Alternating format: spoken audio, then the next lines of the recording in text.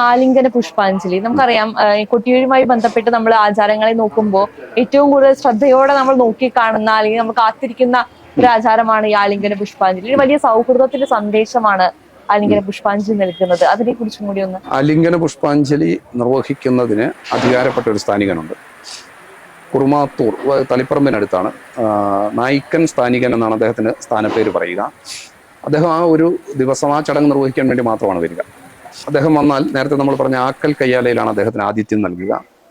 ആലിംഗന പുഷ്പാഞ്ജലി നിർവഹിക്കുന്ന സമയത്ത് ഈ പുഷ്പാഞ്ജലി നിർവഹിക്കാനുള്ള അധികാരം അദ്ദേഹത്തിനാണ്. ഈ പുഷ്പാഞ്ജലി ഇവിടെ ഒരു പ്രത്യേക ഘട്ടമാകുന്ന സമയത്ത് ആ സ്വയംഭൂ സ്ഥാനം നിലനിൽക്കുന്ന ആ നാളം എന്ന് പറയുന്ന കുഴിയിലേക്ക് ഇറങ്ങി ആ സ്വയംഭൂ ശിവനെ അദ്ദേഹം ആലിംഗനം ചെയ്യുകയാണ്. കണ്ണീർ വാർക്കാൻ തുടങ്ങുകയാണ്. അത് പ്രകൃതി പോലും നിശ്ചലമാകുന്ന ഒരവസ്ഥയാണ്. ആ സമയത്ത് ഒരു ഇല പോലും കാറ്റിനാടി ചലിക്കാത്ത വിധത്തിൽ പ്രകൃതി മുഴുവൻ നിശ്ചലമാകുന്ന ഒരു സമയമാണ്. വാസ്തവത്തിൽ സതീവിരഹതപ്തനായിട്ടുള്ള ആ മഹാദേവനെ ഭഗവാൻ മഹാവിഷ്ണു ആലിംഗനം ചെയ്ത് സാന്ത്വനിപ്പിക്കുന്ന ഒരു രംഗമാണ് ആലിംഗന പുഷ്പാഞ്ജലി എന്ന് പറയാറുണ്ട്.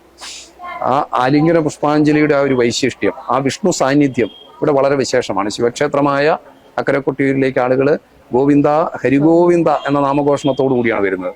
കാരണം ക്രോധവശകനായിരിക്കുന്ന ഭഗവാനെ സാന്ത്വനിപ്പിക്കുന്ന വിഷ്ണുവിന്റെ സാന്നിധ്യം ഉറപ്പുവരുത്തിക്കൊണ്ടാണ് ഭക്തജനങ്ങൾ അക്കരയ്ക്ക് പ്രവേശിക്കുന്നത്. അത് ഈ ആലിംഗന പുഷ്പാഞ്ജലി അതിന്റെ ഏറ്റവും ഉദാത്ത മാതൃകയാണ്. വാസ്തവത്തിൽ കൊട്ടിയൂരിലേക്കുള്ള എഴുന്നള്ളത്തുകളെല്ലാം ആലിംഗന പുഷ്പാഞ്ജലി കഴിഞ്ഞാൽ പിന്നെ അങ്ങോട്ടുള്ള എഴുന്നള്ളത്തുകളല്ല, പിന്നെ തിരിച്ചെഴുന്നള്ളത്തുകളാണ്.